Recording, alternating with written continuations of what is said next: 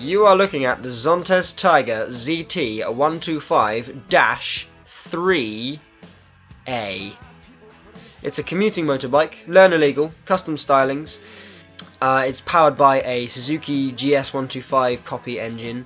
You know, it's not an actual GS125 engine, it's a copy of, made in China, like the rest of the bike. Now, don't go away just yet, just because I said the word China, because this bike is on par with, I would say, a Yamaha YBR 125. In build quality, it's on par with the YBR 125.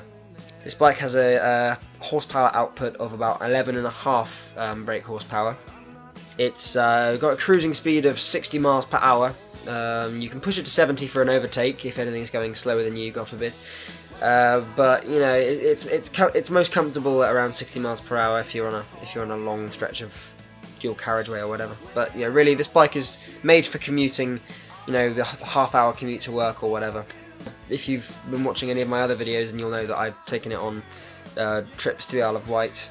But anyway, yeah, the bike is very, very, very good. I mean, you get something like 85 miles to the gallon out of this thing if you ride it sensibly, and it's got a 15-litre fuel tank with a 2-litre reserve, and costs about £15 to refuel. If you like drain it right to the reserve, it costs about £15.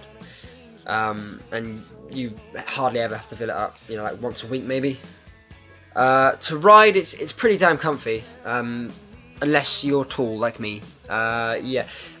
On the trip to the Isle of Wight, I had a load of stuff on the back which I got to lean against, which was really nice, because when it's just your back sitting upright, it's, if you're tall, it gets kind of achy after a while. You know, you kind of get that pain in your lower back. But you know, the saddle itself is quite good. You know, my bum didn't really get sore very often.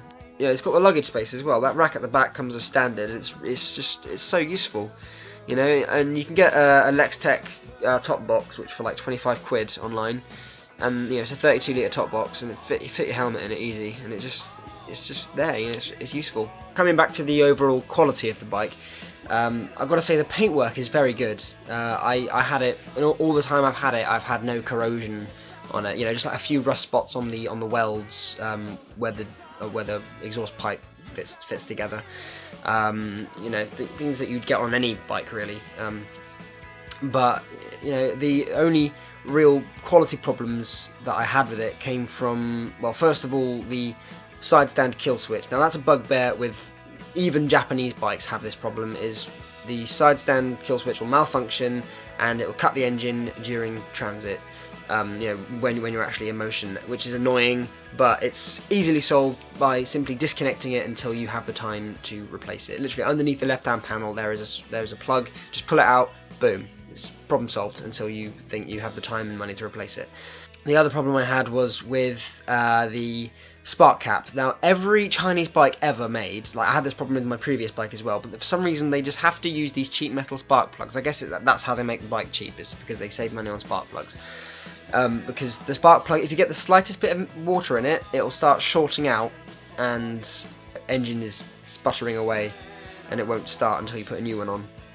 So best thing to do, as soon as you get the bike, just get a £5, you know, rubberized spark plug, spark cap that doesn't short out when you sweat on it.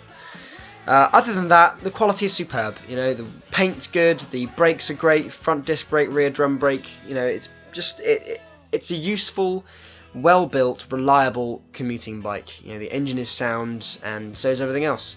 So I can't really fault it. And for £1,400 on the road, with 2 years parts and labour warranty, you got yourself a cracking little bike.